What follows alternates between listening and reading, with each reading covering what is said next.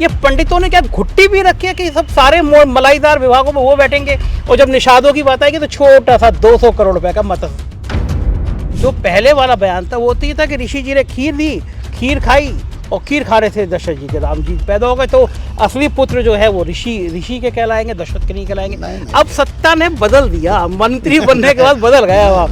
तो उस मंदिर का मुख्य पुजारी निषाद क्यों नहीं हो सकता, ब्राह्मण ही क्यों होगा? ये कौन सी पंडितों ने घुट्टी बुला रखी है कि हर बड़े मंदिर के पुजारी पंडित होंगे? पिछड़ी जातियों की जनगणना में समस्या क्या है? आप चाहते हैं कि उत्तर प्रदेश में जाति जनगणना होनी चाहिए या नहीं होनी चाहिए? तो आप जो बताइए, जो पत्र गायब हुआ तो उस पर FIR होनी चाहिए, गिरफ्तारी होनी चाहिए। दो मंत्रियों के खिलाफ मुकदमा लिखवा दिया। असल में आपके मोदी जी भी गोली देने मास्टर ना, 4 साल की FIR पड़ी है निषादों की और उस पर कोई कार्रवाई नहीं हो रही। हम होते किसी गरीब आदमी हो तो उठा के पुलिस बंद कर चुकी थी, कागज कहाँ चले। 9 सालों से सरकारों को याद नहीं आता पिछड़ी जातियों की जनगणना। रोडी कमेटी चुनाव से 1 महीने पहले कह देंगे हाँ भाई हम लागू करेंगे, चुनाव में लागू नहीं होगी। नेताओं को ये गोली देने की आदत क्यों होती है जनता को? नारा दिया था काशी राम ने, जिसकी जितनी संख्या भारी उसकी उतनी भागीदारी। आप समर्थन में है इस नारे के? आप मंत्री, बेटा सांसद, तो आप ये बात तो आपके लिए भी कही जा सकती है। मैं कफन बांध के निकला हूँ बेटो। ऐसा कफन किस बात का कि आलीशान मिनिस्टर, कैबिनेट मिनिस्टर, डंके की चोट पे लड़के मिनिस्टर, जो चाहे धमकी दे के मंत्री, ऐसा कफन किसको नसीब होता है? मुझे याद है अमित शाह जी के संग चाय पी के, मोदी जी के संग चाय पी के, वहाँ पकौड़ी खा के, वहाँ ये सारा गणित जाति के समझा के ऊपर से कमाना है, योगी जी को मंत्री बनाना है, MLC बनाना है, आप मंत्री बन गए। अच्छा, ये थाना आप पे आरोप, थाना जलवा दूंगा, ट्रेन जलवा दूंगा, ये तो आपने बाद में भी कहा था कि मेरे समुदाय पे आएगा। तो एक डॉन टाइप की भूमिका थी ना, वो भी गोरखपुर में। नहीं, राजस्थान का मुख्यमंत्री पंडित, उत्तर प्रदेश का ठाकुर, उत्तराखंड का ठाकुर, यहाँ पे पिछड़ों दलितों की बात क्यों नहीं होती है? आपने एक नई कहानी निकाल दी उस ऋषि को लेके कि दशरथ राम जो है, राम दशरथ के पुत्र नहीं थे, वो ऋषि ने खीर खिलाई थी। लोकसभा में कितनी सीटों की डिमांड कर रहे हैं आप?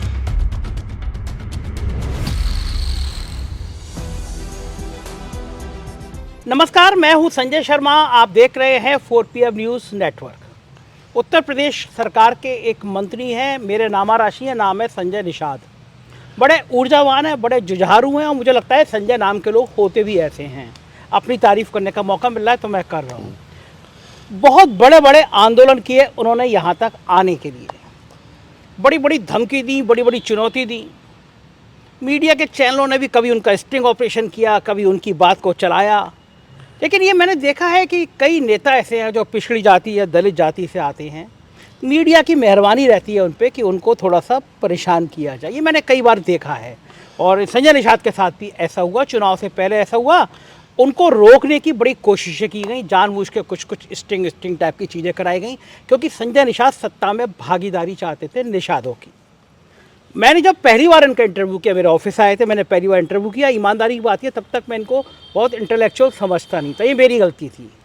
मुझे लगा एक नेता हैं जो बोलते हैं रूटीन में, लेकिन जब ये आए मेरे ऑफिस में और इन्होंने अपने अध्ययन के बारे में बताया कि विदेश से डॉक्टरेट करी, किस तरह छोटा सा एक दुकान होम्योपैथिक की चलाते थे, फिर कहाँ से पढ़ाई कहाँ तक पहुँचे, तो मैं इनकी योग्यता से, इनकी मेहनत से बड़ा प्रभावित हुआ। और मुझे लगा कि एक रास्ता जो लोहिया कहा करते थे कि संघर्ष जब आप करोगे तभी आप आगे बढ़ोगे, तो डॉक्टर संजय निषाद का पूरा जीवन संघर्ष से गुजरा। अब वो फिर से लोकसभा चुनाव की तैयारी में जुटे हैं। उत्तर प्रदेश में 2 नाम ऐसे हैं, OP राजभर और संजय निषाद, यानी निषाद पार्टी और राजभर की पार्टी। ये दोनों को कितनी सीटें दी जाएंगी, इस पर बड़ा मंथन चल रहा है अभी। राजभर जी वेटिंग लिस्ट में हैं, योगी जी चाहते नहीं, इसलिए वो मंत्री नहीं बन पाए, लेकिन संजय निषाद जी ने सब सेट कर रखे हैं, चाहे मोदी हो, चाहे अमित शाह हो, चाहे योगी हो। तो आज मैं उनके घर पे आया था, बड़ा सा मैंने बंगला देखा, उनका चाय पी, फिर सोचा उनसे बातचीत की जाए। स्वागत है संजय जी आपका, बहुत बहुत मुझे आपसे बात करके बड़ा मज़ा आता है और आज तो आपके बड़े से बंगले में आपको देख के बड़ा अच्छा लग रहा है मुझे। बधाई आपके चैनल को। ये बंगला तो जनता का है, आम आवास मेरा नहीं, आवाम का है और आम आवाम का है। और मंत्री मैं नहीं हूँ, संतरी हूँ और मंत्री हमारी जनता है और हम जिसके लिए राजनीति में आए हैं उसके लिए मैं। अच्छा, नेता इतनी बढ़िया बढ़िया बातें करते हैं, जनता को वाकई लगता है कि हाँ ये तो हमारा ही है। हकीकत में ऐसा होता कहाँ है? जनता बेचारी बाहर खड़ी रहती है, मंत्री लोग अंदर रहते हैं। दरवाज़ा खुला रहता है और मैंने बोल रखा कि सबको आने देना, बस इतने देख लेना कि कोई बम लेके ना आ जाए। नहीं देखने जो ऑलरेडी वांटेड लोग हैं उनको थोड़ा एक बार देखना, बाकी सबके लिए चाहे पक्ष हो चाहे विपक्ष हो हम उन्हीं के लिए हैं। मेरी ज़िंदगी में जब 13 जनवरी 2013 को मैंने संन्यास ले लिया अपने वैभवशाली जीवन से और संकल्प लिया कि जन जन का बल हमारा निर्बल जन शोषण। 2013 में आपने ये सब प्लानिंग की थी राजनीति में और संघर्ष में। 2013 में ऐसा क्या हो गया था? देखिए, मैं पेशे से तो चिकित्सक था और सोशल वर्कर कर रहा था और मेरे यहाँ एक नेता थे जमुना निषाद।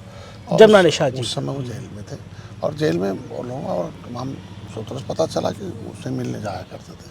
और उस समय हम शक्ति मुक्ति महासंघ के एक संगठन था और फिर बाम सेब में रहे, कांसीराम के मिशन के साथ रहे। तो ऐसे में उस समय वो बहुजन समाज पार्टी में आए थे और मंत्री बने थे और एक निषाद लड़की की इज्जत बचाने में उनके साथ में से अपने जेल भेज दिए गए। जेल में मिलने जाता था तो उस समय वो जय भीम जय ज्योति जय भीम का नारा हुआ करता था। पता चला उन्होंने कहा देखो भाई, और जय भीम की वजह से अब निषाद इतने उग्र हो गए क्योंकि जमुना निषाद के जेल, क्योंकि निषादों के नेता थे। तो जय भीम के नाम से बड़ी एलर्जी हो गई, कहने नहीं इनको भी पानी बंद करो, ये नेता जो है निषाद। तो हमें पूछना, तो उनको पूछा भाई क्या, तो उन्होंने अपना संघर्ष इतिहास बताया और उन्होंने कहा भाई देखो जय भीम का तो सरकार आ गई है, ज्योतिबा फूले ने शुरू किया, भीमराव अम्बेडकर ने उसे किया और देखो भीम का मिशन का मजा आज के दिन में वो जिस उसको लेने। अब जय निषाद, एक निषाद राज का किला है इलाहाबाद में और मैं वहाँ गया हूँ और देखा हूँ तो मैंने पता चला निषाद राज का किला। फिर किताब पढ़ने को मिला। फिर उसी समय हाइफा में वो भाई धर्म का प्रचार के दौरान एक हमें स्पीच में मिला, मैं उनका प्रचार, तो उसमें आया कि पहला दर्शन भगवान राम के आत्माल सखा निषाद राज थे और एक ही स्कूल में पढ़ते थे। और कौन? भगवान राम के? हाँ, निषाद राज और राम और निषाद राज उनके आप बाल सखा थे। और अयोध्या में गुरुकुल था, वो एक ही दो कुल के लोग पढ़ते थे, एक रघुकुल एक निषाद राज। ये इतिहास आपका है या बाकी में कहीं है? क्योंकि आप नए नए इतिहास निकाल लाते हैं। ये वाल्मीकि रामायण के आधार पर निषाद राज का किला खुदाई हुआ। अच्छा। तो उन्होंने बताया कि किला, तो हमें वो याद आ गया कि पहला दर्शन अगर किसी ने राम का के अंदर ईश्वर की शक्ति है तो निषाद राज ने किया था और किला इलाहाबाद में है। तो मैं मैडम से कहा, बच्चे का सांसद जो बेटा है वो गाड़ी चला के, हम लोग 26 लोग गए और मेरी सफारी में उस समय 18 लोग बैठे थे और एक जो है स्कॉर्पियो थे। 26 लोग गए और देखे किला, वहाँ तोड़ा हुआ किला हुआ है। पर्यटक विभाग ने खुदाई कर, पुरातत्व विभाग ने खुदाई कर, तो वहाँ गए तो एक पंडित जी मिले। अब पंडित जी जब निषाद राज के बारे में बताने लगे और भगवान राम के बारे में वहाँ रात्रि विश्राम किया कि तब सुख का राज था, तब यहाँ बजट पारित होता था, यहाँ राजा बैठते थे देश, ये गंगा को फिल्टर करके पीते हैं। 4 प्रकार के लोग आते हैं, एक जिनके पुत्र कामना है तो पुत्रेष्ट काम, वो जो है शांता का मंदिर है श्रृंगी ऋषि का, वहाँ आते हैं। एक मृत आत्मा, मृत शरीर को भस्म करने के लोग आते हैं। एक निषाद राज के किले को देखने आते हैं जो गंगा साफ करके उस जगह वैज्ञानिक रूप से है। और दूसरा भगवान राम जहाँ रात्रि विश्राम के वहाँ आते हैं। ये 4 प्रकार के लोग आते हैं। तब सुख का राज था, तब दुख का राज नहीं था। जनता के लिए कानून बनता था, सुख था। और उस पंडित जी ने कहा कि हमको लगता है कि आप निषाद राज के उस मिशन को पूरा करेंगे। तो हमें बड़ा हृदय परिवर्तन हुआ। मैं गया, मैडम से कहा आज के बाद मैं संन्यास लेता हूँ और मैं डॉक्टर, घर गृहस्थी तुम संभालो, जीवन सार्वजनिक जीवन हम आप संभालें। डॉक्टर इंजीनियर हो, अब जाओ घर और देखो, हम संकल्प लेते हैं अभी इस आगे मिशन को घर में अभी आगे इस लाइन पे लाऊंगा। पहले मैं उसी किले की बात करता हूँ कि आपने बताया कि 4 वहाँ पे मुख्य काम होते हैं। एक ऋषि का नाम लिया आपने, एक नई कहानी निकाल दी उस ऋषि को लेके कि दशरथ राम जो है, राम दशरथ के पुत्र नहीं थे, वो ऋषि ने खीर खिलाई थी। ये सब कहानी कहाँ से निकाल लाते हैं आप? नहीं, एक्चुअल में देखे आज के दिन हम लोग भगवान राम के अनन्य भक्त निषाद राज थे। हम उस को तोड़ मरोड़ के पुत्रेष्ट कामी जग हुआ था मखौड़ा में, तो ये था कि इस चीज़ को, इतिहास को आगे बढ़ाया जाए और इस चीज़ को जाना जाए और जो भी नई चीज़ हो उसमें एक पुरस्कृत किया जाए। लेकिन अब चूँकि जान ही रहे हैं जितने भी चैनल के लोग हैं, कुछ आगे काटेंगे, पीछे काटेंगे, जोड़ेंगे। आपने नहीं कहा था कि रामचंद्र जी दशरथ के पुत्र नहीं थे? वो नहीं, मैंने ये कहा था कि आज पुत्रेष्ट कामी यज्ञ के माध्यम से, श्रृंगी ऋषि के माध्यम से दशरथ, राम, लक्ष्मण, भरत, शत्रुघ्न ये सब पैदा हुए थे। उनके ऋषि के कारण से। ऋषि जी का क्या योगदान था रामचंद्र जी के पैदा होने में? निश्चित रूप से पुत्रेष्ट कामी यज्ञ होगा तो निश्चित रूप से यज्ञ के माध्यम से आया था। और दशरथ के जो दशरथ के पुत्र भगवान, जो उनका विरासत थी और 84 कोस परिक्रमा थी, उसमें लोगों ने भाग लिया, बधाइयाँ हुई। और निश्चित रूप से सृष्टि का आज के दिन मर्यादा पुरुषोत्तम राम का मंदिर बन रहा है। तो अगर ये नहीं होता तो जनता सभी जाने इसके लिए कहा नहीं, लेकिन जो पहले वाला बयान था वो तो ये था कि ऋषि जी ने खीर दी, खीर खाई और खीर खा रहे थे दशरथ जी के। राम जी पैदा हो गए तो असली पुत्र जो है वो ऋषि के कहलाएंगे, दशरथ के नहीं कहलाएंगे। नहीं, अब सत्ता ने बदल दिया, मंत्री बनने के बाद बदल गए आप। वो बयान से इस बयान पे आ गए आप, है ना। प्रेशर, पार्टी का प्रेशर होगा कि यार राम हमारे ब्रांड है, फिर राम के चक्कर में मत पड़ो। तब भी मैंने कहा था कि तोड़ मरोड़ को, उसका मैंने तुरंत बयान दे दिया कि सब बयान तोड़ मरोड़ कर दिया गया था और उसे बदनाम करने के लिए। तो मतलब अब मानते हैं कि दशरथ के ही पुत्र थे राम। दशरथ के पुत्र थे और इसीलिए तो आज के दिन में भगवान राम के उस मंदिर के बनने में निषादों को बहुत खुशी है कि कम से कम उनके बाल सखा निषाद राज थे। और आज के दिन में इतनी खुशी इसलिए है कि उस किले को बनाने के लिए 20 करोड़ 38 लाख रुपए दिए और भगवान राम और निषाद राज के मित्रता का एक बहुत बड़ा 56 फुट की मूर्ति लगी है और आज पर्यटक स्थल घोषित हो गए। जंगल से मंगल है आज के दिन में। तो ये चीज़ें तभी। लेकिन एक बात ये है कि भगवान राम का मंदिर बन रहा है, भव्य राम मंदिर बन रहा है, पूरी दुनिया में हर इंसान की इच्छा पूरी हो रही है। तो जब निषाद इतने करीबी दोस्त थे उनके, ऋषि जी ने उनके लिए पूजा करी थी, तब भगवान जी प्रकट हुए थे, भगवान जी अपने पैदा हुए थे, तो उस मंदिर का मुख्य पुजारी निषाद क्यों नहीं हो सकता, ब्राह्मण ही क्यों होगा? ये कौन सी पंडितों ने घुट्टी बुला रखी है कि हर बड़े मंदिर के पुजारी पंडित होंगे? आपने ये नहीं कहा कि एक निषाद होना चाहिए? भाई राम, आप कह रहे हैं रामचंद्र जी के सबसे अच्छे सखा निषाद थे, बात भी सही है। हम पढ़ते हैं रामायण में केवट का जिक्र आता है, निषादों का जिक्र आता है। तो मंदिर का पुजारी अगर निषाद हो जाता तो दो संदेश होते कि भगवान राम का करीबी सहयोगी जो जाति है उसका पुजारी है, और दूसरा जो हम लोग बात करते हैं पिछड़ों की, दलितों की, एक इससे अच्छा संदेश किया जाता कि भगवान राम के मंदिर का पुजारी एक पिछड़ी जाति का निषाद है। पंडितों का कॉपीराइट हो गया क्या? नहीं, देखिए आज के दिन में देखिए ज्ञान जो होता है कि ज्ञान मतलब जानकारी लेना और जानकारी देना। किसी के पास जो जानकारी हो और जानकारी सही जाए, तो आज ब्राह्मण समुदाय के पास वेद रामायण की जो जानकारी है, वेदों की जानकारी है, पहले से अधिक है। और आज के दिन में जब जानकारी जिसके पास होगा उसी को लगाया जाए कि नहीं जानकारी आगे जाए। अभी दूसरे को जानकारी लेने में समय लगेगा। आज के दिन में जानकारी हमें मिली निषाद राज के बारे में, तो मैंने निषाद वंश किताब लिखी, निषादों का इतिहास लिखा, वाल्मीकि रामायण का सारा पाठ लिखा। तो ये चीज़ें जब हमें कहीं से मिली, अगर नहीं वाल्मीकि जी लिखते तो कैसे पता चलता कि निषाद राज का किला है? अगर ब्राह्मण कहीं नहीं लिखते, जब लिखते नहीं, अगर तुलसी की रामचरितमानस, तो पता कैसे चलता है? वो तो मुगलों ने मिटाना शुरू किया था, अंग्रेजों ने मिटाना शुरू किया था। तो जिसने लिखकर इतिहास मतलब सुरक्षित रखा है, लिखे नहीं होते तो इतिहास मिलता कैसे? पुरातत्व किसके आधार पर खुदाई होता है? उस समय तो तलवार लेके बैठे थे, तलवार से करते, कोई तो सबने हाथ जोड़ लिया, लिखने के लिए कोई तैयार नहीं था। तो इतिहास जिसने लिखा हो तो निश्चित रूप से उसके जीन्स में याद करने की क्षमता अधिक होती है। हम लोग तो डॉक्टर हैं ना, जीन्स का बड़ा प्रभाव होता है। जैसे किसी भी पंडित जी को मंत्र पढ़ने में आसानी से आप पढ़ लेंगे, लेकिन किसी को रटने में बहुत टाइम लगेगा अभी संस्कृत पढ़ने में। तो जिसके जीन्स में जैसे होता कि जेनेटिकली किसी विषय के बारे में कोई गाता हो, तो उसका जो जीन्स होता, आने वाला पीढ़ी होता, आसानी से जीता। इसीलिए तो रिजर्वेशन की व्यवस्था की गई, आरक्षण की। तो आपका कहना है कि पंडितों का जीन्स अभी भी अलग से कहीं से आ रहा है, मतलब वो इतने श्रेष्ठ है जो पिछड़ी जाति का जीन्स नहीं है उनके? हमारे कहने में पिछड़ी जाति को अवसर इसीलिए दिया जा रहा है कि उनके पास देखिए रिजर्वेशन आरक्षण की जो व्यवस्था दी गई, इसीलिए दी गई कि उनके अंदर पहले से पढ़ने की।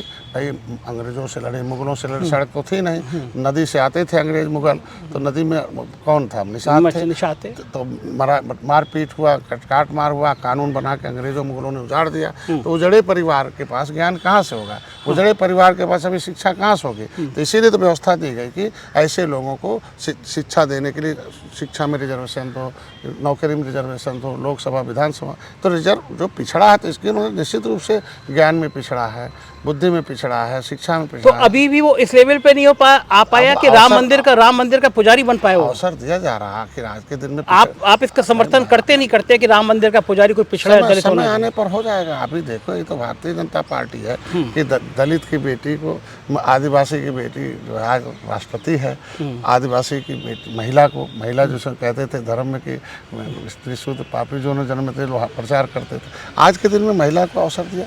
आज देखो हमारे यहाँ राजस्थान में आदिवासी को, आज के दिन में मध्य प्रदेश में पिछड़े को, तो ये अवसर तो भारतीय जनता पार्टी मोदी जी दे ही रहे हैं, अमित शाह जी, नड्डा साहब। मंदिरों में एंट्री नहीं हो पा रही है, मंत्री में होगी, समय आने दीजिए। अभी तो शिक्षा में रिजर्वेशन था ही नहीं। देखिए, आप किसी नौकरी में रिजर्वेशन दे दो, कितने बड़े बेईमान थे पीछे कि इन्होंने मंडल कमीशन लाया, ठीक है, नौकरी में रिजर्वेशन दे दिया, तो शिक्षा में रिजर्वेशन क्यों नहीं दिया? अगर शिक्षा, पढ़ाई नहीं रहेगा, नौकरी कहाँ से पाएगा? शिक्षा में अगर रिजर्वेशन दिया, तो उच्च शिक्षा में तो मोदी जी ने दिया अभी। पिछड़ा वर्ग आयोग गठन क्यों नहीं किया तो मोदी जी ने किया। तो जब आयोग का गठन हो गया, पिछड़े वर्ग के दलितों के आयोग के माध्यम से उनको हम आज के दिन मजबूत करने की, तो अब शिक्षा में रिजर्वेशन हो गया तो पढ़ेंगे तो संस्कृत भी पढ़ेंगे, मंत्र भी पढ़ेंगे। लोनी आयोग की कमेटी की रिपोर्ट सालों से धूल फाक रही है, जाति जनगणना करा नहीं रही है। पिछड़ों की बात प्रतीक के तौर पे आप राष्ट्रपति बना दो, मुख्यमंत्री बना दो, प्रधानमंत्री बना दो। पिछड़ी जातियों की जनगणना में समस्या क्या है? आप चाहते हैं कि उत्तर प्रदेश में जाति जनगणना होनी चाहिए या नहीं होनी चाहिए? तो जाति जनगणना का जो माहौल खड़ा किया गया, यह लोगों को ये क्यों नहीं बताया जाता है कि जाति जनगणना 1931 से होती है। ये तो बताना चाहिए जाति जनगणना 1931 से होती है, और जातियों की जनगणना 1931 से होती है। 1901 से हुई, 1911 में हुई, 31 में हुई। सेकंड इंडिया एक्ट बना 1935-36 से। 35 में आ गया SC अनुसूचित जाति का एक सूची बन गई। मतलब नीचे सूचित मतलब सूचित किया जाएगा जो शेड्यूल कास्ट, शेड्यूल मतलब एक सूची बनी, शेड्यूल कास्ट मतलब जातियों की सूची बन गई कि मतलब नीचे सूचित मतलब सूचित किया जाएगा। शुद्ध हिंदी शब्द है। क्या सूचित किया जाएगा? तुम्हारे पुरखों ने अंग्रेजों मुगलों से सबसे लड़ा है, शक से हैं, अब उजड़े हुए हो, ऐसे लोगों को लोकसभा, विधानसभा, विधान परिषद सुरक्षित रहेगा, बजट सुरक्षित रहेगा, नौकरी शिक्षा सुरक्षित रहेगी। ये सूचित लेदरमैन, वाशरमैन, फिशरमैन है। लेकिन ये तो लड़ते रहे। 12 अक्टूबर 1800 जो कानून बनाया गया कि क्रिमिनल कास्ट घोषित किया गया कि डॉक्टर का बेटा डॉक्टर होता है, इंजीनियर का बेटा इंजीनियर होता है, वकील का बेटा वकील होता है, बदमाश कतली का बदमाश कतली बेटा बदमाश है, ये मछुआरे बदमाश हैं, इनके हथियार बनाने वाले लोहार बदमाश हैं, जो खाना देने वाले, ये सारी जातियों को क्रिमिनल कास्ट घोषित किया 578, और 193 जातियाँ उत्तर प्रदेश में निवास करती हैं। तो आज ये जातियाँ गिनती तो होती रही, लेकिन आज ट्राइबल हो गई। उनके कानून के मुताबिक एक्ट तो बन गया, लेकिन अंग्रेज जानते हैं तो 1931 से लेकर 1991 तक इनकी गिनती अनुसूचित में होती रही। पिछड़ा बनाकर 1991 में, भाई देश तो आज़ाद होगा 1950 में, संविधान बना 1950 में, 1949 में 25 नवंबर 1949 को बन गया। तो संविधान बनने से पहले एक फाइल बनी थी 74/4/50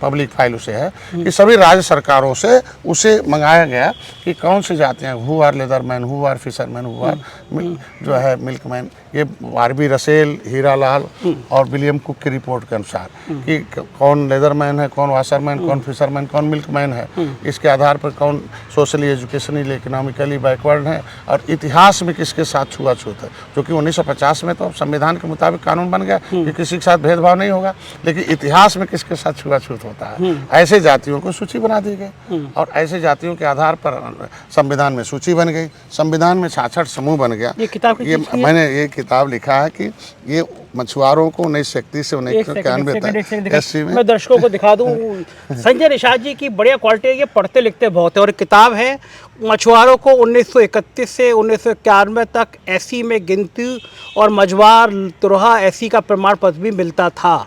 राजनीतिक आरक्षण, मछुआ अनुसूचित जाति सुरक्षित, लोकसभा, राज्यसभा, विधान परिषद, विधानसभा, बजट, जमीन, नौकरी, पैसा, मान सम्मान छीनने वाले धोखेबाजों का पर्दाफाश, विद्यार्थी, युवा, महिला, बुद्धिजीवी की परिस्थिति, राष्ट्रीय निषाद एकता परिषद। ये किताब बन गई। इस मामले में मास्टर हैं संजय जी, इनको समझाना आता है। परिवार देखो, हम ये अनुसूचित जातियों की सूची है, ये संविधान है, ये 1950 की है। ये 66 समूह है ना, तो 66 समूह है, केवल लेदरमैन के लिए थोड़ी है, इसमें वाशरमैन भी मझवार है। 33 आपकी मांग ये मांग नहीं है, संविधान है, संविधान के अनुसार है। और इनकी गिनती भी होती रही। देखिए सेंसस मैनुअल 1961, ये तो ये इनको शेर बनाता है ना, 1991 ये अनुसूचित जाति को 66 समूहों को शेर बनाता है। ये अनुसूचित जाति है, यहाँ है। और ये देखेंगे कि अनुसूचित जाति की सूची और सिनोनिम्स है। यहाँ देखिए ऊपर जो है चमार और जाटव है, और इनकी इतनी उपजातियाँ हैं। यहाँ धोबी है, रजक, बिरठा, कनौजिया। 53 नंबर पर मझवार है, केवट मल्ला है। तो जब केवट मल्ला अनुसूचित में गिना गया तो पिछड़ी में कैसे डाल देंगे बिना संविधान में संशोधन? अभी तो मेरा सवाल जो है, आपने इतना गोल गोल घुमा दिया। नहीं, मेरा सवाल तो ये था कि केवल पिछड़ी जाति जनगणना होनी चाहिए। आप जनगणना के समर्थन में हैं? उसी में कह रहे हैं कि कहाँ गिनेंगे। ये हमारे पास एक पत्र मिला है, ये पत्र के अनुसार फाइल ही गायब है बेईमान। तो इनको कहाँ गिनेंगे आप? आप पहले अनुसूचित में गिनती होती थी, हाँ। अब पिछड़े में डाल दिया। तो ये तो अब आप सरकार के कैबिनेट मिनिस्टर हैं, तो मैं तो आप बताएंगे ना कि क्या इसीलिए मैं गिनेंगे? चाहता हूं कि इसकी विसंगति दूर हो जाए और विसंगति दूर होके तब गिनती हो। अब विसंगति दूर करने के बाद मैंने देखा होगा कि मैंने मुख्यमंत्री को पत्र लिखा, आरजीआई को उन्होंने पत्र लिख दिया कि मुझे दिशा निर्देश दो कि कहाँ रहेंगे, और आरजीआई ने देखो एक्सेप्ट कर लिया कि केवट मल्ला मजवार है। तो मेरा कहने का मतलब सामाजिक न्याय मंत्रालय में 70 साल का मामला सुलझाने में थोड़ा समय लगेगा। कितना समय की, मतलब जब तक लाल बत्ती, मतलब तो लाल बत्ती नहीं रही मंत्रियों के, लेकिन ये भोकाल रहेगा मंत्री जी का, तब तक केवल खत जाते रहेंगे। नहीं देखो, आप राज्यपाल पिछड़ी जाति ये की देखो, मैं यहाँ राज्यपाल ने निकाल रखा है। ठीक है। राज्यपाल को पावर है कि हम केवट मल्ला बिंद कश्यप कहार को पिछड़ी जाति से निकाल के दूसरी सूची बना दो। ठीक ये है। नोटिफिकेशन है। तो ये विसंगति ये नोटिफिकेशन है 2018 16 का 2016 का है। 16 का, हम 6 22 7 साल हो गए 7 साल हो है गए। ना। 1 साल आपको भी मिनिस्टर बने हो गया लगभग। 1 साल में मैंने बहुत काम करा दिया। केवल चिट्ठी लिखी है आपने? चिट्ठी नहीं, प्रमाणिक दस्तावेज गायब हो गया। तो वो आपने ढूंढ लिया? ये लिख रहा है कि गायब होम मिनिस्ट्री से। हाँ। और किसकी सरकार, 2012 से पहले किसकी सरकार थी? तो हमारा जो पत्र गायब करता हो प्रमाणिक दस्तावेज, हमें लिखवाने में टाइम लगेगा ना। तो आप जो बताइए, जो पत्र गायब हो तो उस पर FIR होनी चाहिए, गिरफ्तारी होनी चाहिए। दो मंत्रियों के खिलाफ मुकदमा लिखवा दिया। इसी चीज के इस चीज में कौन मंत्री पे मुकदमा करा दिया? कुमारी शैलजा है और मुकुल वासनी है, उस समय के मंत्री थे। सामाजिक मुकदमा FIR दर्ज करा दिया। नई दिल्ली संसद भवन मार्ग में हम आपको FIR यहाँ पे भी भेज देंगे। अच्छा, केवल इसी पत्र गायब करने के? क्यों नहीं, आपने कराया? किसने? पत्र नहीं गायब है। ये फिशरमैन, वाशरमैन, फिशरमैन के, क्राफ्ट्समैन के जातियों का भविष्य गायब है। लोकसभा ये FIR किसने कराई थी? ये हमारा प्रजापति समुदाय, संतराम प्रजापति हैं। अच्छा, और इन्होंने ये जिला ये समाज कल्याण। और कौन सी तारीख को ये FIR हुई थी? ये 2019 में हुई थी। 3 मतलब मंत्रियों के नेताओं पे FIR होती है, 19 में हुई थी, आज तक चर्चा नहीं। 4 साल हो गए, 4 साल हो गए। असल में आपके मोदी जी भी गोली देने मास्टर है। 4 साल की FIR पड़ी है निषाद लोगों की, और उस पे कोई कार्रवाई नहीं हो रही है। हम होते किसी गरीब आदमी हो तो उठा के पुलिस बंद कर चुकी होती, कागज का चले लाया जा रहा धीरे धीरे उसके प्रमाणिक दस्तावेज इकट्ठे। अच्छा, अब मतलब की बात पे आते हैं। लोकसभा चुनाव आ गया, जनगणना होनी चाहिए, लेकिन ये विसंगति दूर हो जाए, उसके बाद होनी चाहिए। कहाँ कौन गिना जाएगा? रोड पर, पाइपलाइन में, सड़कों पर ये पॉलीथीन में सोए हैं, उनका ठेला किनारे है, ठेले पर राणा प्रताप का चिन्ह है। पूछो भाई क्या बात है, क्या हमारे पुरखे राणा प्रताप को हथियार बना के देते थे, मुगलों ने उजाड़ दिया। ये जिसने देश की लड़ाई लड़कर संविधान बनवाया हो, और संविधान के मुताबिक ये नेता जो नेतागिरी कर रहे हैं, आए 70 साल से उनकी सरकार रही ना, तो इन जातियों को क्यों नहीं, विमुक्ति जनजातियों को? तो 9 साल से तो मोदी जी है, मोदी जी क्यों नहीं करा पाए अभी तक? तो सर्वे हो रहा है, शुरू हो गया। कहाँ सर्वे? आप कहिए ना कि जाति जनगणना विसंगति दूर करके मोदी जी कहें। अब विमुक्ति जातियों का सर्वे शुरू हो गया। इनकी दशा कौन है, किस दशा? संजय जी, 4 महीने बाद चुनाव है, पार्लियामेंट में अगली बार पता नहीं किसकी सरकार आए नहीं है। 9 सालों से सरकारों को याद नहीं आता पिछड़ी जातियों की जनगणना, रोडी कमेटी। चुनाव से 1 महीने पहले कह देंगे हाँ भाई हम लागू करेंगे, चुनाव में लागू नहीं होगी। नेताओं को ये गोली देने की आदत क्यों होती है जनता को? कि देखिए, गरीबों को दर्द देने वाली थी पिछली सरकार कांग्रेस। गरीब तो ब्राह्मण में भी थे, अपर कास्ट में भी गरीब थे, लेकिन अब संविधान के मुताबिक तो लेदरमैन और वाशरमैन तो पा रहा था, बाकी तो उसमें भी गायब थे। लेकिन अपर कास्ट ने एहसास कराया कि भाई ये कहता है, इनको हटाओ, मोदी को लाओ। अपर कास्ट को 10% दे दिया। महिलाओं ने एक मुश्त तोड़ दिया, मोदी के साथ खड़ी हो गई, तो उन्होंने कहा नहीं, महिलाओं को भी 33% आ रहा।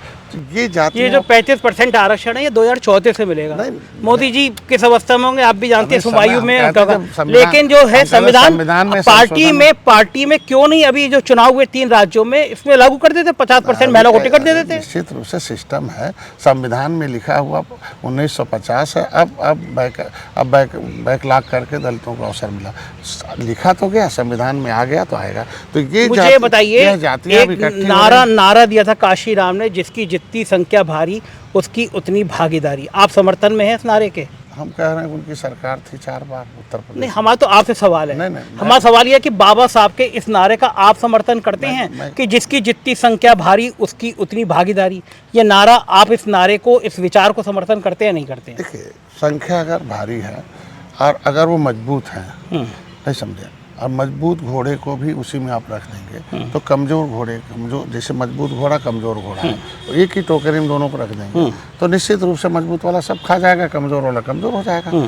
तो निश्चित रूप से कमज़ोरों को एक अवसर मिलना चाहिए। जैसे महिलाओं को आरक्षण दिया, तो जो कमज़ोर हैं चाहे किसी जाति बिरादरी में, उनको एक अवसर मिलना चाहिए संविधान में संशोधन करके, क्योंकि उनको उतनी भाग से रिजर्व किया जाए और उन अवसर कमज़ोरों को भी शिक्षा, स्वास्थ्य, रोजगार, तो वही तो है। उसी लिए तो काशीराम जी ने कहा था जिसकी जितनी संख्या भारी भैया, अगर पिछड़ी दलितों की ज्यादा संख्या है, ज्यादा परेशान। मैं कह रहा हूँ कि तब ये जो सामाजिक न्याय समिति की रिपोर्ट कहती है कि संख्या में कि जो 23% आरक्षण एससी का है, खाली मिल्कमैन और मिल्कमैन में 1,500 परिवार, बाकी तो चंगुम वही 1,500 परिवार पूरा का पूरा 23% आरक्षण पर कब्जा है। अरे तो आप चाहते हैं कि वो जो पिछड़ों में भी अति पिछड़ा वाला कार्ड आप खेलना चाहते हैं। 27% में भी मिल्कमैन है और सारे मिल्कमैन ने भी गांव का यादव तो इसे उनके तो पास आप कहना है कि यादवों को क्यों मिल रहा है? यादवों के अलावा यादव में नहीं, सबको, सब यादव को नहीं, उनके कुछ चुनिंदे परिवार हैं सब। तो ऐसा तो आपके भी सब निषादों में थोड़ी ना मिल रहा। मलाई संजय निषाद जी पे इतना बड़ा बंगला मिनिस्टर, ये तो आपके ऊपर भी लागू होता है, सब निषादों का मिल जा रहा है। वो तो बेचारा नाव चला रहा है संजय निषाद जी में, देखिए आप मंत्री, बेटा सांसद, तो आप ये बात तो आपके लिए भी कही जा सकती है। मैं कफन बांध के निकला हूँ, अब बेटों ऐसा कफन किस बात का कि आलीशान मिनिस्टर, कैबिनेट मिनिस्टर, डंके की चोट पे लड़के मिनिस्टर, जो चाहे धमकी दे के मंत्री, ऐसा कफन किसको नसीब होता है? धमकी नहीं दिया। और आज के दिन में आपने देखा, आपने इतने टैक्टफुली से योगी जी के यूं चाबी घुमाई थी, मुझे याद है अमित शाह जी के संग चाय पी के, मोदी जी के संग चाय पी के, वहाँ पकौड़ी खा के, वहाँ ये सारा गणित जाति के समझा के ऊपर से कमाना है, योगी जी को मंत्री बनाना है, MLC बनाना है, आप मंत्री बन गए। अच्छा, आज ये बता दीजिए मुझे, जो संगी साथी बाकी थे जिनको राजभर जी को आप पहले कहा करते थे इधर आ जाओ बन जाओगे, और आपके दोस्त थे पिछले कई बार, मित्री कहूँगा मैं, तो आप दोनों की मुझे नोकझोंक बड़ी याद आती है, वो बेचारे वेटिंग में, वो मंत्री बनेंगे नहीं बनेंगे? देखिए आपको मैं बताऊँगा कि मैं सड़क पर संघर्ष कर रहा था और सड़क के संघर्ष को दीवार जो होती है, सदन की दीवार, वहाँ से लोकतंत्र की जो ताकत होती थी पिछली सरकारों ने उसे दबाने की कोशिश, मैंने दल बनाया और दल बनाकर उस सदन की दीवार के अंदर गया। अब मैं सदन में वकालत करता हूँ 11 विधायकों के साथ, विधान परिषद में भी हूँ। यह इससे पहले जो विधायक जाते थे, संख्या 33 निषाद पहले की सरकारों में रहे, लेकिन वो क्या पिछली सीट पर बैठा दिए जाते थे, कभी आवाज़ नहीं दी जाती थी। माननीय विशंभर जी भी निषाद थे और राज्यसभा गए थे, लेकिन जब वो आवाज़ उठाए सदन में, राज्यसभा में, कि भाई मझवार आरक्षण को परिभाषित कर दिया, तो उस समय कांग्रेस के, सपा के सहयोग से कांग्रेस की सरकार चल रही थी, लेकिन सारे सांसद सपा के भाग गए। इसका मतलब बाहर कुछ और कहेंगे, अंदर कुछ और कहेंगे। तो इसलिए जब हम गोरखपुर में आंदोलन कर रहे थे, आंदोलन नहीं कर रहे थे, धमका रहे थे, ट्रेन जला दे रहे थे, अरे फायरिंग करा दे रहे थे, कई लोगों की मौत हो गई। यार संजय निषाद का रूप किसी ने देखा कहाँ है कि एक कॉलेज, थाने जल जा रहे हैं, ट्रेनें जल जा रही हैं, मुकदमा चुपचाप वापस करा ले रहे हैं सरकार से। नहीं देखो, अच्छा, ये थाना आप पे आरोप, थाना जलवा दूंगा, ट्रेन जलवा दूंगा, ये तो आपने बाद में भी कहा था कि मेरे समुदाय पे आएगा, तो एक डॉन टाइप की भूमिका थी ना, वो भी गोरखपुर में। नहीं, ऐसा कि जब गिनती हो रही थी तो निश्चित रूप से जब लोकतंत्र की हत्या होगी तो आदमी की आवाज़ अंदर से निकलेगी। अच्छा, आपका कितना रोल था थाने जलवाने में और ट्रेन जलवाने में? नहीं, मैं कहीं ट्रेन नहीं जली या ना थाना जला था। आग तो लगी थी वहाँ पे? नहीं, वो थाना जो था वो तो जब एक निषाद, दो निषाद जो है वो जिला पंचायत जीते थे और एक यादव उसका अधिकारी था, हारे हुए यादव को प्रमाण पत्र दे दिया, तो निषाद गुस्से में आ गए। आखिर बाद में वापस हुआ, निषाद को दिया प्रमाण पत्र। जब आप पहुंचे तब गुस्से में आ गए? आप पहुंचे थे मौके पे? नहीं, मौके पे नहीं थे, हम थे। हमने कहा भाई हमारे पास लोग आए, बस आए तो मैंने कई बार अधिकारी में फ़ोन किया था, भाई अधिकारी नहीं सुन रहा है, आपको जो मर्जी चलो, जो मर्जी करो। उन लोगों ने अपने, हमने तो कई बार, तो जो मर्जी करो, बॉस का ऐसे आदेश होता है, फिर तो टीम लग जाती है काम पे अपने। ऐसा है कि हम लोग अच्छा, कितना बदल गया अब वो वाला संजय निषाद जो एकदम एक इशारे पे ट्रेन, थाना, और एक कूल वाले संजय निषाद। अभी भी लाखों लोग आते हैं। देखिए अभी आएंगे 13 जनवरी 2024 को यहाँ माधवी पार्क में, पूरे भर जाते हैं पूरे। कभी कांशीराम भरते थे, आज निषादों के लिए मैं काम कर रहा हूँ।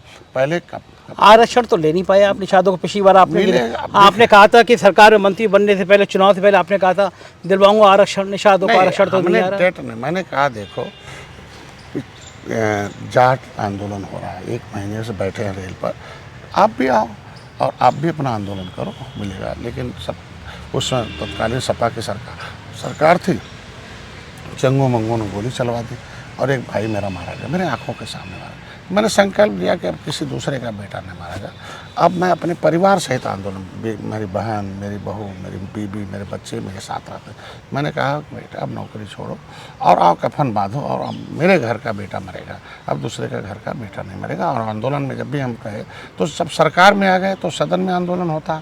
मेरे 11 विधायक के साथ भाजपा के लोग, मैं जब बोलता हूँ तो हमेशा जय बार भी मौका मिलता है तो मैं बोलता हूँ जो बोलने का कार्रवाई भी है, जो दिखाई दे रहा पन्ना, ये 100 पेज की जो किताब लिखा हूँ, अभी अगर ये काम नहीं करता तो मैं मोदी जी के पास कैसे पहुँचता। अगर मैं शीर्ष नेतृत्व तक पन्ना पहुँचा दिया, कोई ज्ञापन नहीं दिया होगा अब तक, अब मैं देखो ज्ञापन देखो। यही तो कलाकारी नहीं, संजय निषाद, इसी को तो इसी का तो नाम संजय निषाद है कि योगी से मोदी तक सब सेट कर लिया आपने। नहीं आरक्षण देखो, जिसके ऊपर आरोप लगता था भाजपा आरक्षण विरोधी है, लेकिन आरक्षण विरोधी होती 10% आरक्षण कैसे लिखती, महिलाओं का आरक्षण कैसे देती। तो हमें पूरा विश्वास इस तरीके से राम मंदिर धारा 370 खत्म हुआ, निषाद 18% है, सपा बसपा एक हो गई थी 2018। आपको लगता है कि इनको भी आरक्षण निश्चित रूप से इनका लिखा हुआ परिभाषित करना, और दिया भी उत्तराखंड में, उत्तराखंड में इन्होंने दे दिया, और देखिए लिख दिया उत्तराखंड में कि शिल्पकार जाति नहीं जातियों का समूह है, और कुम्हार प्रजापति शिल्पकार है, इनको शिल्पकार का समूह।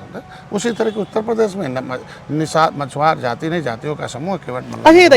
कितना अन्याय है कि तुरहा अनुसूचित जाति की सूची में है और तुरहा को पिछड़ी में डाल दिया। बाप तो अनुसूचित का फायदा पाए, बेटे का तो तुम पिछड़ी हो, ठीक है, गलत है। ये अच्छा, एक मूल चीज का जवाब दीजिए कि जो आबादी है 4%, 8%, 9%, और एक आबादी है 30%, 40%।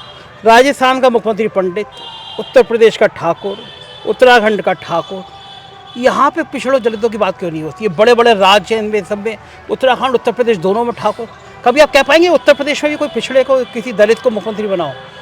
आज आप देखे होंगे कि मंत्रिमंडल में हम लोग कई लोग हैं, डॉक्टर संजय हैं, भाई मुख्यमंत्री तो फैसले, कैबिनेट फैसला लेती है। आज के दिन में चेहरे में देखिए, मैं हूँ, सचान जी हैं, हमारे आशीष पटेल जी हैं, हमारे स्वतंत्र देव जी हैं, ये कई ऐसे बोल पाते नहीं है योगी आदित्यनाथ के सामने। नहीं, कैबिनेट राजा के सामने कोई वजीर कहाँ बोलता है? वो भी योगी जैसा फायर ब्रांड मुख्यमंत्री हो जो जिसके सामने बोलने में लोग डरते हैं। सबको अवसर देते माननीय मुख्यमंत्री जी।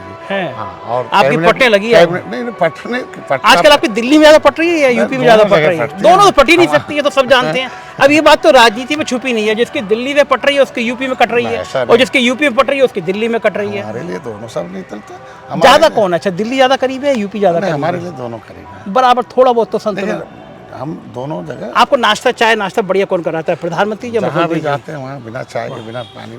मतलब आप बताएंगे नहीं, बदल गए। वो वाले संजय निषाद जी ने खुल के बता दिया करते थे, आजकल बता नहीं रहे हैं। आपकी यूपी दिल्ली दोनों सेट रहे। मैं जो भी काम लेके जाता हूँ काम हो जाता है। छोटा सा विभाग दे दिया गया आपको, मत्स्य विभाग, निषादों के इतने बड़े नेता, छोटा सा विभाग, 200 करोड़ का बजट। अरे जो मलाईदार हैं, जो अरविंद शर्मा जी, नगर विकास भी उन पे, ऊर्जा भी उन पे। फिर मैं बात कहूँगा, ये पंडितों ने क्या घुट्टी भी रखी है कि सब सारे मलाईदार विभागों में वो बैठेंगे, और जब निषादों की बात आएगी तो छोटा सा 200 करोड़ रुपए का मत्स्य विभाग पकड़ा दिया जाएगा संजय निषाद को। मलाईदार तो पहले भी पिछले सरकार, तो वो इसी सरकार में वो तो ठाकुर पंडित मलाई काट रहे हैं और पिछड़ी जाति के लोग बातें कर रहे हैं। हमारी बिरादरी चटाईदार थी ना, चटाई बिछाती थी। आज जब से मैं आया हूँ तब छोटा मतलब 67 साल में 3000 करोड़ रुपया देश के मछुआरों को दिया था पिछले, और 6 साल में 39,000 करोड़ रुपया। अगर मैं प्रधानमंत्री के नज़दीक हूँ, प्रधानमंत्री मत्स्य संपदा योजना और उनके लिए फ्री का बीमा है, मछुआ दुर्घटना बीमा, उनके लिए मछुआ किसान क्रेडिट कार्ड है कि मतलब बिना गारंटी के 1,60,000, सब्सिडी 60% महिलाओं के लिए, एससी के लिए। ये तो हो गई विवाद की बात। लेकिन उत्तर प्रदेश में अगर माननीय योगी जी खुश हम नहीं रहते, मुख्यमंत्री संपदा योजना, निषाद राज बोट योजना है, और मछुआ कल्याण कोष में 25 करोड़ 20 लाख अभी दिया। तो हम चाहते हैं कि अभी जिसका नेतृत्व करे, मतलब जिसका आयुष्मान भारत कार्ड नहीं निषाद, उसका भी 5 करोड़ लाख। हाँ, ठीक है, लेकिन निषाद समुदाय में ये मैसेज नहीं जाता कि हमारे नेता को इतना छोटा सा PWD है, आवास विकास है, हेल्थ है। देखिए, हेल्थ भी पंडित, नगर पाठक जी, ब्रजेश पाठक भी पंडित जी, अरविंद शर्मा भी पंडित जी, नगर भी विकास भी उन पे रहेगा, ऊर्जा भी उन पे रहेगा, हेल्थ भी उन पे रहेगा, PWD भी। मतलब केवल एक ही पंडितों पे कब्जा। आप देखो, मुझे तो याद भी यार है, नगर विकास, ऊर्जा, PWD, हेल्थ, 4 सबसे बड़े विभाग, चारों में पंडित जी। मुख्यमंत्री ठाकुर जी पिछड़े दलित केवल डुमरू बजा रहे हैं, ऐसा नहीं है, बातें कर रहे हैं कि छोटे विभाग के लिए, और आप खुश हो रहे हैं। घुंघरू नहीं बजा रहे हैं, लेकिन बाजा बजा रहे हैं। पिछली सरकार बाजा बजा रहे होते तो इस लाइन में बाजा बजा रहे हैं, पांच सबसे मलाईदार सबका- विभाग के आप एक के मंत्री होते सभी हैं, पार्टियों का बाजा बजा दे पिछली। तब भी तो आपको इतना वजन नहीं दे रहे। आपने पिछली पार्टियों का बाजा बजाया, उनके चेहरे सामने लाए, तब भी आपको वजन नहीं दे रही लेकिन आपकी सरकार। नीतियों से नेता से नहीं, नीतियों से विकास होता है। तो थोड़ा दर्द होता होगा, कभी तो लगता ही होगा संजय जी, कहो या ना कहो अलग बात है। बिरादरी के लोग कभी तो कहते होंगे हमारे नेता को पीडब्ल्यूडी मिलना चाहिए, हमारे नेता को हेल्प, आज के लगता तो होगा वैसे। मेरे समाज के लोग पहले सोच से नीचे थे। जैसे निषाद राज का किला 56 फुट की मूर्ति लगे हुए थे, तो जब मेला अच्छा, मैं जब 13 जनवरी को होगा ना तो मैं आऊँगा, मैं वहाँ पूछूंगा जितने निषाद समुदाय के लोग आए हैं कि आपको क्या लगता है कि इनको बड़ा मंत्रालय मिलना चाहिए था, नहीं मिलना चाहिए। उनकी बात तो अगर वो कहते तो तुम मानेंगे ना कि फिर आपका समाज चाहता है कि आपको बड़ा मंत्रालय मिलना चाहिए, फिर तो मान जाएंगे ना। मेरा समाज एक ही चीज़ चाहता है, हाँ। कि मेरा नेता जिस काम के लिए ले गया है, कि ये जो आरक्षण का मुद्दा है इसको संविधान में मिला हुआ, ये होगा नहीं, होगा ना, ये आपको समय बात आने बता रहा हूं। आपको ये समय आते आते सरकारें बदल जाएंगी, फिर चुनाव से पहले आप एक रैली करेंगे, फिर उनको चुनौती देंगे, आपको कुछ सीटें ज़्यादा दे देंगे। नेताओं की डील ऐसी होती है, हमेशा डील ऐसी होती है। देखिए ऐसा है कि समाज को पहले नीति मिलती है, फिर नेता मिलता है, फिर नीति मिलती है, और नीतियों के माध्यम से भी सरकार में जाता है, और फिर संविधान में उसकी सुरक्षा भी मिलती है। तो संवैधानिक सुरक्षा मेरे पुरखों ने लिखवा रखा है, हमें कुछ करना नहीं है, परिभाषित करना, और समय में आने पर निश्चित रूप से हमारा नहीं, माननीय योगी जी का ये एजेंडा, भारतीय जनता पार्टी का तो एजेंडा था, हमारा मुद्दा है। माननीय योगी जी बार बार सदन में आवाज़ उठाते रहे, हमेशा भारतीय जनता पार्टी का मछुआ विजन था। तो अगर जिसका विजन हो तो भारतीय जनता पार्टी धीरे धीरे नहीं, विजन तो उनका ये भी है कि खिलाड़ी आगे आए। ब्रजभूषण सिंह कितना खिलाड़ियों को आगे लाए, आप ही देख ही रहे हैं। विजन तो बहुत सारे होते हैं, विजन भी पूरे का होते हैं। लेकिन आखिरी सवाल, लोकसभा में कितनी सीटों की डिमांड कर रहे हैं आप? अब तो आप हमारे स्वभाव के बारे में जानते हो, हम निषाद राज के वंशज, मैं तो अपने सौभाग्यशाली हूँ कि त्रेता में भगवान राम ने निषाद राज को गले लगाया, रावण राज खत्म हुआ, निषाद राज की सेना देखे, और निषाद राज और भगवान राम जब राज्याभिषेक हुआ तो कैबिनेट की बैठक में सबसे पहले आमंत्रित निषाद राज को किया। दोनों ने मिले नीति बनाई, राम राज आया, सुख का राज आया। तो मैं कैबिनेट में आया हूँ, सुख का राज आया। इसके लिए जीत उस जमाने में हुई, जीत भी इस समय मैं सौभाग्यशाली हूँ। निषाद राज के एक वंशज के बेटे डॉक्टर संजय को मोदी जी योगी जी ने गले लगाया। कितनी सफाई से बात घुमा रहे हैं। मैं पूछ रहा हूँ लोकसभा में सीटें कितनी चाहिए? पहुँच रहा हूँ। अच्छा, वहीं अगर उन्होंने गले लगाया है हाँ। तो जीत के लिए लगाया। मैं 2017 में एक सीट जीता था, और सपा बसपा मतलब साइकिल और पंजा, और सब पंजा हाथी साफ, साइकिल हाफ हो गई, और भारतीय जनता पार्टी साथ हो गई। और देखिए आपके एक सीट एक भेजा लोकसभा में, एक वकील, विधान और राज्यसभा में बाबूराम जी गए। आज विधान परिषद में मैं वकील हूँ, और विधानसभा में 11 विधायक हैं, मैं कैबिनेट में वकील हूँ। पांचों जगह हमारी निषाद पार्टी अपनी वकालत कर रही है। तो ये जीत की देन है, सीट की देन नहीं है। सीट तो बहुत पहले भी बहुत लगी, तो ये जीत देने के लिए हम लोग आए हैं। तो 39 पार्टियों में निषाद पार्टी को भी शामिल किया मोदी जी से।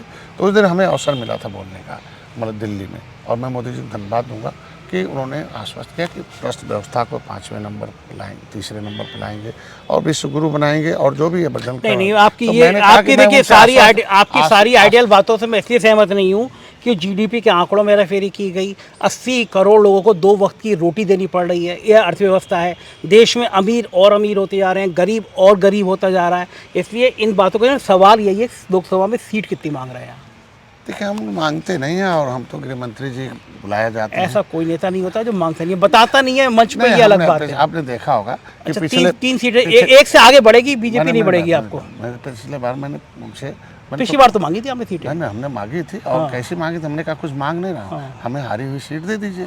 हारी हुई सीट मांगा, और मैंने कहा कुछ सीटें हमारे लोगों को अपने सिंबल पर दे दीजिए। ये तो विधानसभा की बात है, लोकसभा की बात कर रहा हूँ मैं आपको। उन्होंने दिया हमें 11 हारी सीटें लिया, और 5 सिंबल पर दिया। तो आज के दिन में देखिए हमारी 11 विधायक, ठीक है। अब ये तो विधानसभा, सरवन निषाद चौरी चौरा से मजबा से वो तो हो गए, और वहाँ से लोकसभा की बात नहीं कर रहे हैं आप, घुमा रहे हैं बात को। लोकसभा में मिलेगा, लोकसभा में एक से ज़्यादा मिलेगी, एक ही रहेगी। देखिए, हमको लगता है कि जब हम उनको 40 सीटें लोकसभा की ऐसी हैं जहाँ हम 2 लाख से ऊपर हैं, 20 सीटें ऐसी हैं हम 3.5 लाख से ऊपर हों, 10 सीटें ऐसी हम 4 लाख के नज़दीक हैं। तो अगर जिनको हम इस समुदाय के लोग खड़े हो गए, और जगह पर भी तो 6-7 सीटें देनी चाहिए आपको लोकसभा की। मैं बता रहा हूँ तो हम और जगहों पर भी 50,000 1 लाख वोट है। हाँ। नदियों के किनारे अपने 2022 में बड़ा आए, वोट है। 2019 में सपा बसपा एक हो गई, लेकिन मैं मोदी के साथ खड़ा हुआ, ऐतिहासिक जीत हुई। 2022 में भी आपने देखा होगा फिर से मोदी जी योगी जी मिली, और 2023 में सब नदियों के किनारे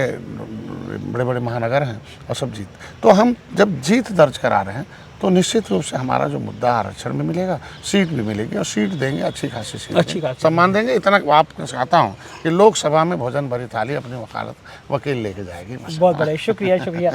ये थे संजय निषाद जी, बड़ा खुल के और बड़े अच्छे तरीके से बात को समझाते हैं, क्योंकि पढ़े लिखे बहुत है, रोज़ अध्ययन करते हैं, कहीं से भी कहीं बैठक में जाएँ, किसी दौरा करके आए, लेकिन रात को 1 घंटा इनका अध्ययन का समय रहता है। ये बड़ी अच्छी बात है, नेताओं को इतना पढ़ते रखना चाहिए, ऐसी पत्रकारों की बात को गोल गोल घुमाना आना चाहिए, जैसा संजय निषाद जी। सोया हुआ है, समाज सोया हुआ है, समाज नेता को जगाना पड़ेगा। तो ये बहुत अच्छा रहा। आप इस इंटरव्यू पे क्या सोचते हैं, अपनी राय से अवगत कराइएगा। संजय निषाद जी को जो कह रहा हो वो कमेंट में बॉक्स में लिखिएगा, मैं आपकी बात इन तक पहुँचाऊँगा, और देखते हैं कि लोकसभा में कितनी सीटें मिलती हैं और कितने जीतते हैं। बताइएगा कैसा लगा इंटरव्यू। शुक्रिया, थैंक यू।